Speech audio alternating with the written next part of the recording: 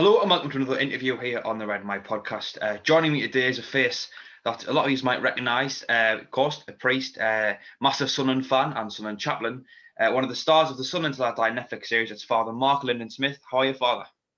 Hello, Jack. How are you doing? I'm good, mate. Yourself? I'm great. Yeah. To kick us straight off, going straight into it, how did you come to your faith? Oh, how did I come to my faith? That's a big question to start with, Jack. I suppose, I was born into a Catholic family, but didn't always go to church as a child. We used to go at Christmas and Easter, and as I became a teenager, I started to think about faith more, and began to get involved in my local parish in Jarrow at the time, and just got very interested in religion. Went on to university when I left sixth form to do a degree in religious studies and trained to be an RE teacher, because I was fascinated with religion, and just my own faith developed from there, really, from interest in God and what that means and how we relate to each other as human beings. So it's been a gradual process, really. So there was no kind of specific moment in your life that made you come to your faith all of a sudden. It was more of a thing kind of that happened over the years.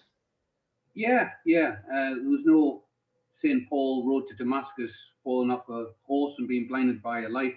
Just a very gentle God revealing to himself to me through experiences, through people, through life, and led to a strong faith. Yeah.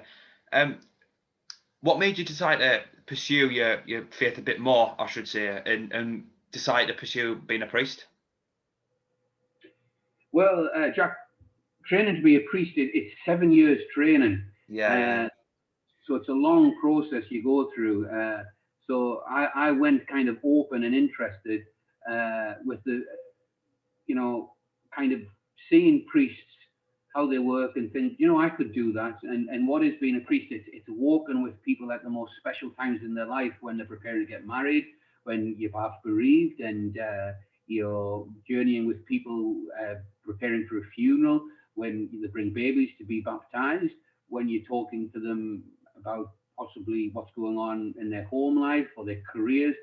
I suppose nosiness, really, but I enjoy being with people, hearing people's stories. And as a priest, you're really blessed to see that on a great scale, meeting all different types of people. Sometimes people walk in off the street for a chat about what's going on, even if they've got no faith at all, because they know that's not going to go any further, and you can chat with them freely. So it's about accompanying people for me during special moments in their life, difficult moments and joyful moments. So you like the idea of being like potentially an influential figure in some people's lives and helping people through struggles? Yeah, I think so, Jack. I think I think, well, I don't know if you're ever influential, but you can certainly be a positive influence, or try and remind people of their own self-worth and their own giftedness and potential, because we all have great gifts. Look at you here now, great gift of yours with this podcast, getting the message out, and unbeknown to you, you're forming a community online that listens to you, that relates to things about Sunderland. So that's what you're doing with this podcast as a pastoral. There's people listening now that are getting stuff out of it. So it's about being pastoral. It's about trying to support people, about bringing people together. Yeah. Kind of going back to a question I was going to ask, but I kind of lost track of it. Were you all apprehensive to get involved with the priesthood, with it being such a long, grueling process, and with the job being so specific and unique? Oh yeah, absolutely. I mean, when I went off to the seminary, the seminary is what you call it's kind of priest school. I mean, most people don't make it all the way through. There's either people are asked to leave, or people leave of their own accord. So, to be perfectly honest, I never thought I'd stay the full 7 years. I thought I'd go and tip me toe in and see if it was for me. And there were some very difficult times where I thought I would walk, or I didn't want to continue. But I'm glad I did, because priesthood is a terrific life. It really is. Mm-hmm. Yeah. 1 second. Have you ever questioned your faith at any point in your life? I don't think faith is really faith unless it's questioned, unless it's wrestled with, unless it's even at times doubted, perhaps. So yeah, and there's aspects of church teaching which are difficult to swallow, hard to swallow, and you think, oh, the kind of uh, church teaching on contraception, sex, relationships, all that kind of thing, and how you make sense of it in the real world is different. So there's aspects of being a Catholic which are very challenging at times. Um, but as for doubting me faith, I've never really doubted. I don't think in the existence of a loving God, a Creator that loves us and supports us and guides us. I've never really doubted that aspect, and I don't think I ever have. Yeah. What's been your biggest challenge as a priest? Biggest challenge as a priest. Well, it's very difficult when you're dealing with death a lot. Sometimes it can be very, and during the COVID crisis, of course, you could be out doing during a peak, you could be out doing 3 funerals a day, then coming back when you're living in a house alone and just being surrounded by death all day. And one of the hardest things I've ever had to do is, we get sick calls, we get to do what's mistakenly called the last rites. It's actually the sacrament of the sick, where you go and anoint someone who's sick. And one of the most difficult things I've ever had to do as a priest is when you get called to a sick child. And I remember once going to a child that was dying, a little girl, and she was hooked up to all the machines, and they were switching it off. And I remember the pulled up, she looked like a robot, really, with all these tubes and wires. And the doctors pulled out all the wires, all the tubes, everything. And when they were all removed, it was this beautiful baby. And I remember picking her up and passing her to her parents who sat in the hospital room with me, and they just cuddled her for about 5-10 minutes until she died. Very painful to be in situations like that, but also very beautiful at times to see the depth of people's faith, and you see how faith can actually help heal and help move forward and give hope in desperate situations like that. Yeah. Have you developed any mechanisms since beginning your time as a priest to deal with those like really tough times? You mean coping mechanisms? Yeah, coping mechanisms. That's what I'm going to say. Yeah. Yeah. Well, yeah. I mean, all priests have a kind of spiritual director, someone that they go to in confidence every 4 weeks to talk about everything that's going on, chatting with brother priests, having friends, keeping close contact with friends that aren't priests, aren't even religious at all, friends, and staying close to family, having as much normal life as well as possible. So it's very important to maintain your own friendships and relationships in life as well. They help you through. That's quite interesting. Moving on to kind of your time as a Sunderland fan, what's your earliest memory as a Sunderland fan? Important stuff. Eh? You what? Sorry. The important stuff. Yeah, of course. Earliest memory as a Sunderland fan.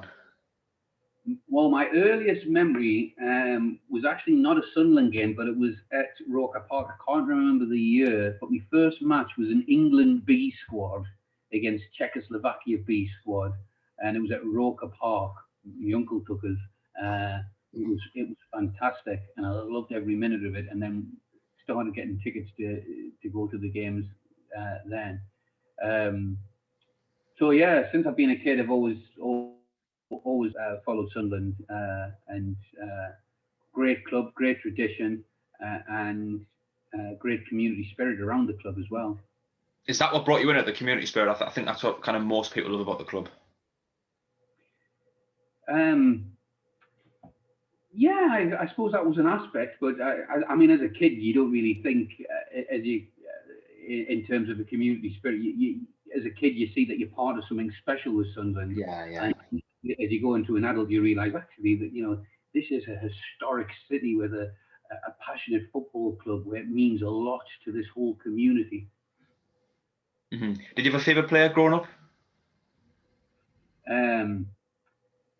Well, I suppose you'd have to say, I mean, I was a teenager, really, it's not really a kid, but the days of Quinny and Phillips will always be, I used to love seeing those two playing together. It was just magic.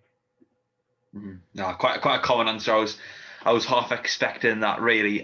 Your favourite memory as a Sunderland fan, then? I loved that trip to Old Trafford in recent years. This is, I loved that trip to Old Trafford when Manoni made those saves. I think it was the anniversary a couple of weeks ago. Yeah, probably about this time of year. That was fantastic. And I remember coming back home from that on cloud nine. It was brilliant. I loved that night at Old Trafford. Yeah. Would you say that's your best memories as a Sunderland fan, then? In terms of on the pitch, yeah. I'd say recently, yeah, because there was a real belief that we were going to go on. And then, of course, Wembley, and but I really, that was when I think there was a real sense of belief across the whole thing that we were going to do this, and that it was lovely. It was terrific. I think that, yeah. Even if we don't win, that magic carried the fans, that belief, and that belief got onto the pitch as well, and the players believed and the work hard. And that's the thing about Sunderland fans, as long as the lads put in a shift, they'll always be heroes. They'll always be heroes. Yeah. You know what I mean? Sorry, what were you going to say there? No, yeah, that's a really common thing. It's something I feel myself. If a player puts 100% in, I feel a real connection with them already, really. And I think that sense of magicness and togetherness and a bit of belief of we could do something here is what makes us fall in love with Sunderland as a club. And although more often than not we end up getting let down, it's the hope. I think that kind of pulls us in, really. And I think that's a common theme among most fans. Moving on slightly, obviously something that a lot it talked about a lot is when you end up cancelling Easter Mass, or rather moving it because it was Derby Day. Were you at all slightly hesitant to do that, considering there might have been certain people who would have been going to Mass who weren't big Sunderland fans and who might not have appreciated that?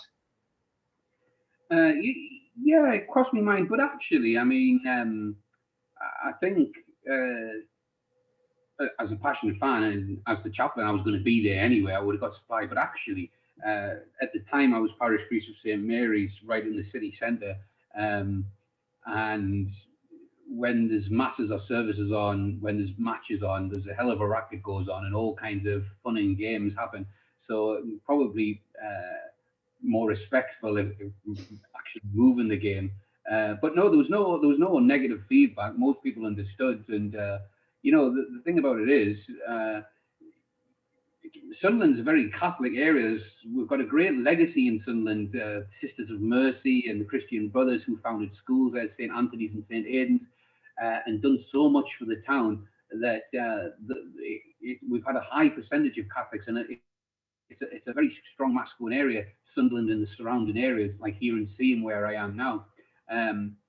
So most Catholics are very passionate about Sunderland as well. So most people were actually pleased that they could see the game and then come to Mass later on. Yeah. So now obviously club chaplain, have been for a little while, along with other involvements in the club and other things you've done. Have you got any people who you've built up a really strong bond, a really close relationship since you've been working at the club as a chaplain? I wouldn't necessarily go into names. I suppose because I've been on social media with a couple of them, I'd say I tell you who's become a good friend is Vito Manoni. I speak to him fairly regularly, and his wife. I actually married them a few years ago. So he's someone that became a good friend and playing football in France now after sometimes in Scandinavia, in America. So he's got a really good experience now of football around the world. But I tell you, we've got some. I had some cracking guys, and not just players. Behind the scenes, it's not just the 11 men on the field that make Sunderland Football Club such a special place, or has been in the last few years.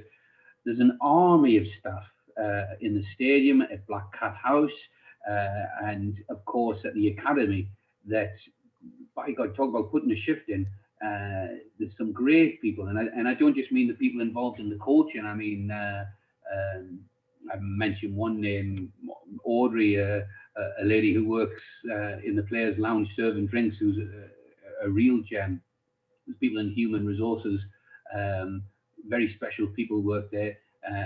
Domestic staff at the training ground and the coaching staff. There's so many people, and a lot of them, all of them local, and the ones that have moved in, just love the club, buy into it. And we've had some, had some lovely people at the top that cared about it. And I tell you, someone who I thought was really good, and she got a lot of trouble, Margaret Byrne, when she was running the club. I found her, and I call her a friend. I thought she was fantastic, and I think she done a great job. And she was a woman who really cared about the big picture behind the scenes, and went above and beyond that some people never know about. So at all levels of the club, not just on the field, not just in the boardroom, not just working in the canteen, or not just coaching staff, they are really lovely people involved in Sunderland Football Club that care passionately about the club, and that's why we deserve to be at the top of English football. And please God will get there in due course. Yeah, I think a lot of the criticism for Margaret Byrne came from when it got revealed that she knew about Adam Johnson's scenario and decided not to do anything about it. I think that's a lot of the criticism she got. Of course, in terms of our job of running the club and things as well, but I think that was why. See, you mentioned that there might be certain players who you've bonded with on a religious level as well, obviously marrying certain players and what have you. But how do you make an effort to cope with kind of the multicultural element that's becoming ever more prevalent in the modern day, and maybe certain players who are coming to the club who are of different faiths and none? Well, that's a good question. I haven't been in much recently because of COVID, and it depends on different management style. I mean, I started when Martin O'Neill was there, and he was very supportive and like chaplaincy. He would talk freely. Great guy, Martin. People like Big Sam, who would see chaplaincy as a resource, and if chaplaincy helped one person 1%, then he would grab it. He'd get every resource in to get the best out of every type. Really good manager. Some managers just think, oh yeah, you can come in, Father Mark, do your stuff and go, but others will try and use you. So it just depends on the chain of command. So you can get in at different times. But again, people are always most interested in the playing stuff and different cultures. When we're a Premier League team, you have players coming in from different countries and different nationalities. Not so much now, and lots come in with a faith perspective. Some will come have a chat or have done in the past. Just depends on what's going on. But what people have got to remember, you've got young lads. Sometimes they've been in the academy. They've come through the academy. Sometimes they use their skill and talent on the pitch, and they've got to deal with being watched every time they're out, being criticised on social media. They've got to deal with abuse from fans or told they don't care, and they have all that pressure. But then, absolutely, they have all the pressures that the rest of would do: bereavements at home, relationship issues. Whatever's going on, so they have to do a balancing out. I'm not saying poor them. We know that they can be paid a lot of money, and but that brings its own burdens too. It's not an ideal idyllic life being a footballer like some people think it is. It's hard work, and you've got to hit the gym. You've got to be committed. You've got to be a role model, and you've got to put a shift in, and the fans rightly expect that and deserve that. Yeah. Speaking of players, who's been your favourite? Oh, do you mean to watch or to? Like favourite Sunderland player? I mean, it can be who you've watched or maybe as a person. It can be your own personal reason, really. Well, I'll go historic. Big fan of Charlie Hurley. Was lucky enough to meet him a couple of times when he's been over. Um, but a former player who I think is a real ambassador for the club and who is a really lovely, caring, genuine guy who cares about fans, cares about players, cares about all this stuff. I think it's got to be Jimmy Montgomery. I think he's a wonderful fella, and he has done. Talk about putting in a shift. He has put in a shift for this city and this football club, and I think he's a great man. Yeah. Kind of a really similar question, really. Have you got a favourite manager? Favorite manager? Yeah, but I mean, watching Peter Reid grow up, I used to enjoy his character. Then getting to know some guys, Martin O'Neill was a lovely fella. I enjoyed his company. Gus Poyet, I've never known anyone more obsessed with football than Gus. You know, he just talk about the game all the time. Talk about it's like he didn't know that anything outside of football existed, and he'd go home and watch DVDs of all other games. Just obsessed with that with the beautiful game, learning and desperate to learn more techniques, tactics, anything. He used to drink in information. He was just obsessed with the game, which I kind of admired, really. The great kind of pursuit of excellence, and wherever he could learn more from, he would. So there's been all kinds of different characters through the years. Paulo Di Canio, you know, mad as a hatter, but funny and all the rest of it. So I mean, we've been lucky. Big Sam again, you know, just bought into the club, wanted it to do well. So we've been lucky to have some big characters, really, through the years, even through the most recent years. Mm-hmm. Yeah, you've touched on a little bit briefly about how COVID's like affecting your job, but how's your day-to-day life and your day-to-day work been now because of the pandemic? Like, what's changed, and what does Father Marc now do instead? Transformed, really. I mean, very often outside of COVID, be up at 6 o'clock and just on the go all day, visiting people, obviously, going into people's houses, preparing them, going into schools, giving talks, doing stuff in the city. So a lot of that's been taken away. At the moment, we're closed. Some of the churches are closed, so we're closed here. So celebrate Mass alone, which is weird. I stream it on our Facebook page on a Sunday, which has been completely new experience because we're getting 2,000-3,000 people tuning in to that every Sunday. It's amazing, from all over the world. But it changed immensely. So obviously I'm still continuing with funerals, and we've had a lot of COVID funerals, and kind of sorry, just turn it off. You know, a lot of ministries move kind of online temporarily.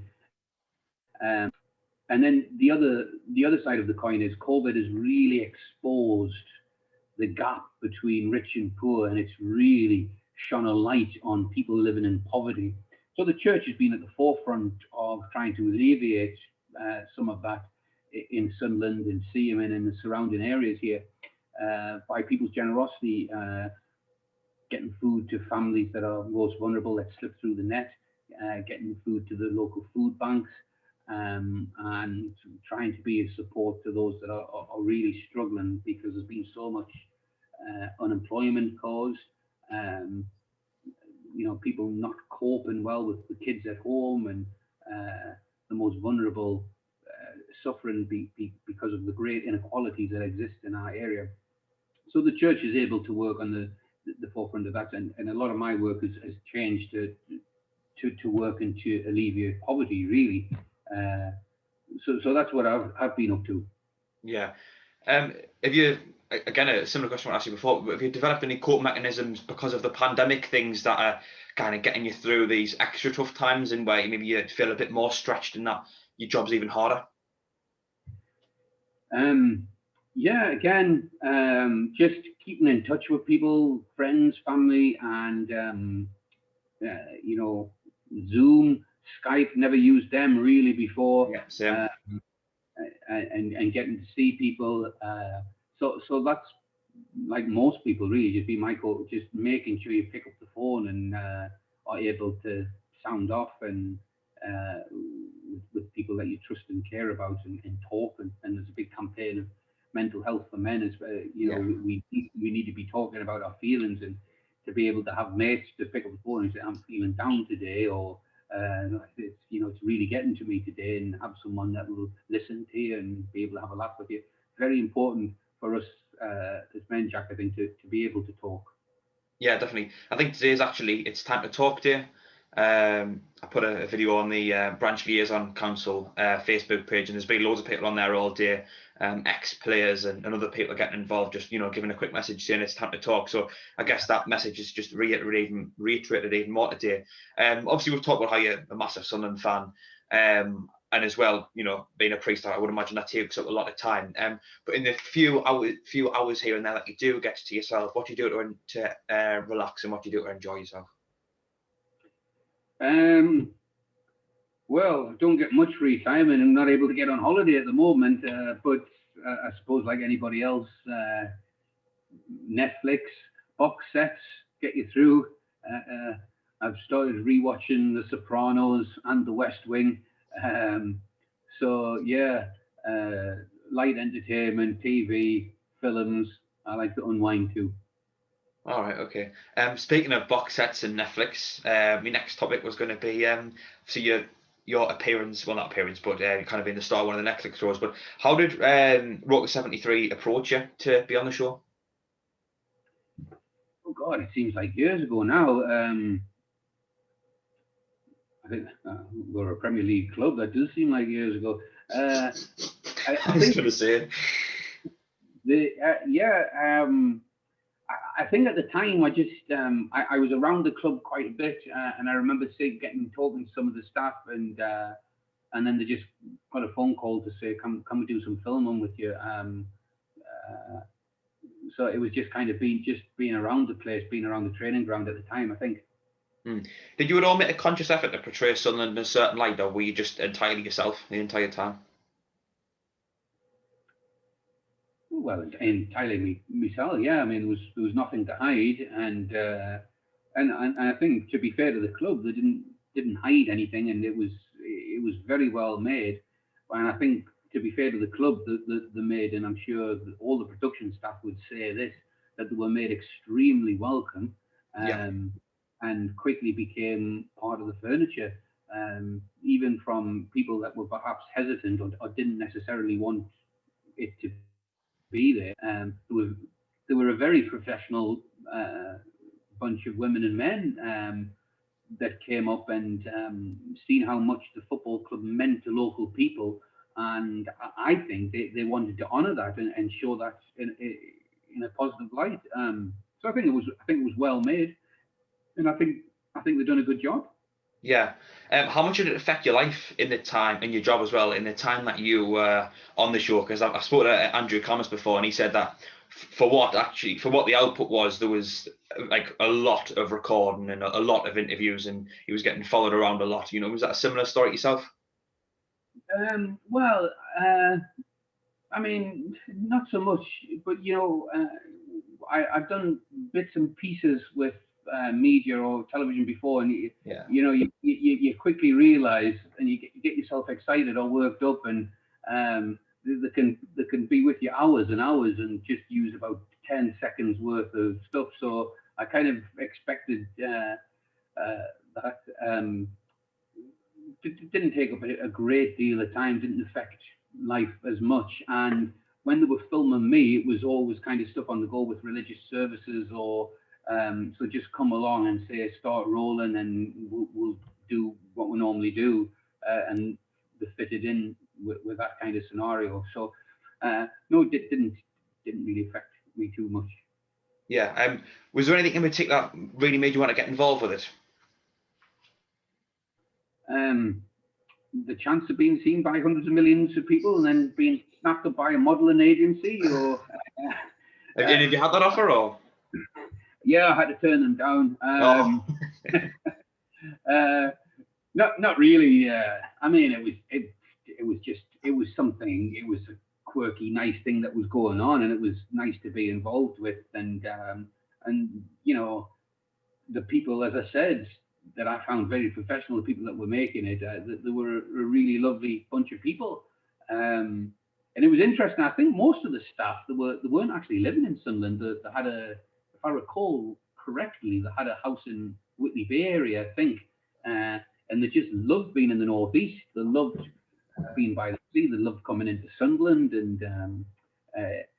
and when you see some of the shots, when you're living in the city and you see some of the shots of the day, I remember looking on and they said, "Oh, Father, we've made, this is I've done some filming down the coast, I think." And you think, God, this is a beautiful place to live. This is a beautiful coastline, and actually a really nice place. And we're so lucky to have all this on the doorstep. And when you hear people from outside talking like that, it gets you excited about where you live. And yeah, we do. We live in a lovely part of the world.